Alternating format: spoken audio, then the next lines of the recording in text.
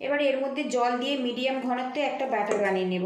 মিশ্রণটা রেডি হয়ে গেছে, একসঙ্গে ভালো করে ফেটিয়ে নেব। এবার এই প্যানের মধ্যে আমি মিশ্রণটা দিয়ে দেব। নমস্কার বন্ধুরা, আমি অনিন্দিতা, আপনাদের সকলকে স্বাগত জানাচ্ছি। আজকের আমি কোনো রকম মাখা বেলার ঝামেলা ছাড়াই পুর ভরা ডিম পরোটা রেসিপি আপনাদের সাথে শেয়ার করব। পুরো ভিডিওটি দেখার অনুরোধ রইল। এখানে একটা বোলের মধ্যে দেখুন আটা আর ময়দা মিক্স করে 2 কাপ পরিমাণে নিয়েছি। এর মধ্যে দিয়ে দেবো স্বাদ মতো লবণ, দিয়ে দেবো সামান্য পরিমাণে চিনি, দিয়ে দেবো 1 চামচ পরিমাণে সাদা তেল। ভালো করে মিক্স করে নেব। এবার এর মধ্যে জল দিয়ে মিডিয়াম ঘনত্বে একটা ব্যাটার বানিয়ে নেব। প্রথমে আমি 1 বাটি জল দিয়ে দেব, তারপরে কম পড়লে আবারও জল দেব।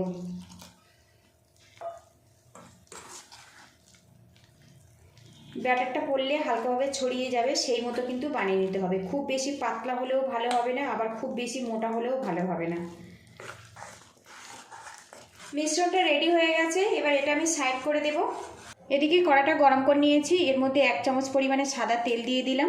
তেলটা গরম হয়ে গেছে, সামান্য গোটা জিরে দিয়ে দিলাম। এবারে এর মধ্যে দিয়ে দেব পেঁয়াজ কুচি, দিয়ে দেব কাঁচা লঙ্কা কুচি। এগুলো আমি ভাজা ভাজা করে নেব। পেঁয়াজটা হালকা করে ভেজে নিয়েছি, এর মধ্যে দিয়ে দেবো সামান্য হলুদের গুঁড়ো, দিয়ে দেবো সামান্য জিরের গুঁড়ো, দিয়ে দেবো সামান্য পরিমাণে গরম মশলা গুঁড়ো। এবারে এর মধ্যে দিয়ে দেবো সিদ্ধ করা আলু। এখানে বড় সাইজের একটা আলু সিদ্ধ করে ম্যাশ করে নিয়েছি, এর মধ্যে দিয়ে দিলাম। দিয়ে দেবো স্বাদ মতো লবণ, দিয়ে দেবো ধনেপাতা কুচি। এবারে এর মধ্যে দিয়ে দেবো সিদ্ধ করা ডিম ব্রেড করে নিয়েছি, সেটা দিয়ে দেবো। একসঙ্গে ভালো করে মিশিয়ে নেব, তাহলে আমার পুরটা কিন্তু রেডি হয়ে যাবে।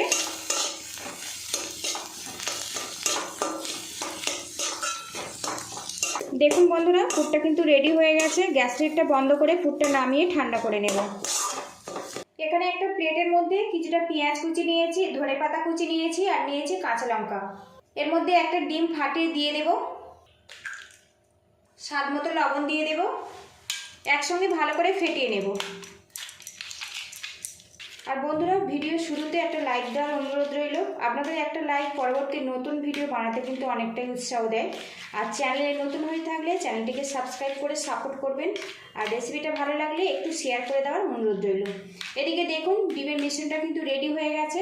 এবার এটা আমি সাইড করে রেখে দেব। আটা ময়দার মিশ্রণটা কিন্তু বেশ ভালো মতো সেট হয়ে গেছে। আর একটু এইভাবে ফেটিয়ে নেব। আর একটু খেয়াল রাখতে হবে এর মধ্যে কোনো রকম দলা না থাকে। এদিকে প্যানটা গরম করে নিয়েছি, এর মধ্যে সাদা তেল দিয়ে দেব। তেলটা ব্রাশ করে নেব। এখানে কিন্তু খুব বেশি তেলের প্রয়োজন হবে না, সামান্য তেল দিয়ে ব্রাশ করে নিলেই রেডি হয়ে যায়। এবার এই প্যানের মধ্যে আমি মিশ্রণটা দিয়ে দেব। এখানে আমি 1.5 হাতা পরিমাণে মিশ্রণটা দিয়ে দিচ্ছি। এবার এইভাবে গোল করে নেব। একটা পাত্র দিয়ে ঢেকে রাখবো 2 মিনিটের জন্য। ঢাকনাটা খুলে নেব। আর এখন দেখুন পরোটাটা কিন্তু বেশ সুন্দরভাবে উঠে গেছে। এবার এটা আমি উল্টে দেব। তো কত সুন্দরভাবে উল্টে গেছে দেখুন। কিছুক্ষণ ভাজা ভাজা করে নেব। আর বন্ধুরা, একটু কিন্তু সাবধানে উল্টাবেন, খুবই নরম থাকে পরোটাগুলো।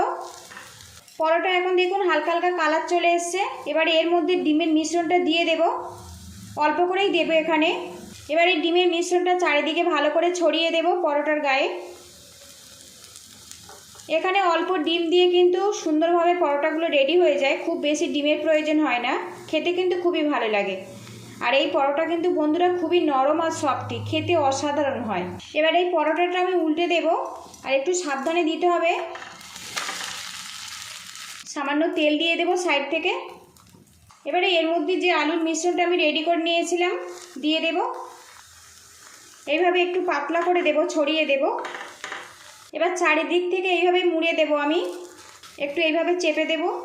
এই সাইড থেকে এইভাবে মুড়ে দেব, এই সাইড থেকেও এইভাবে মুড়ে দেব। এদিকে দেখুন চারিদিক থেকে কিন্তু মুড়ে নিয়েছি। উল্টে দেব। আরও 1 থেকে 2 বার এইভাবে উল্টে পাল্টে ফ্রাই করে নেব। উল্টে পাল্টে ফ্রাই করে নিয়েছি। একটা কিন্তু রেডি হয়ে গেছে পুর ভরা ডিম পরোটা। তো দেখুন কত সুন্দরভাবে এটা রেডি হয়েছে। এবার এটা নামিয়ে নেব। আবারও প্যানের মধ্যে আমি দিয়ে দেবো ব্যাটার। আর এইভাবে সবগুলো রেডি করে তারপরে আপনাদের সঙ্গে দেখা করছি। একদম নতুন স্বাদের পুর ভরা ডিম পরোটা কিন্তু আমার রেডি হয়ে গেছে বন্ধুরা। রেসিপিটা যদি ভালো লাগে তো বাড়িতে এইভাবে ট্রাই করবেন, কেমন হয়েছে কমেন্ট বক্সে জানাবেন। পুরো ভিডিওটির সঙ্গে থাকার জন্য অসংখ্য ধন্যবাদ। আপনারা ভালো থাকবেন, সুস্থ থাকবেন, দেখা হবে নেক্সট ভিডিওতে। তো বন্ধুরা লুকিংটা দেখুন, কত সুন্দরভাবে এটা রেডি হয়েছে দেখুন। একদমই ব্রেকফাস্ট না খেয়ে মাঝে মধ্যে কিন্তু এইভাবে ট্রাই করতে পারেন।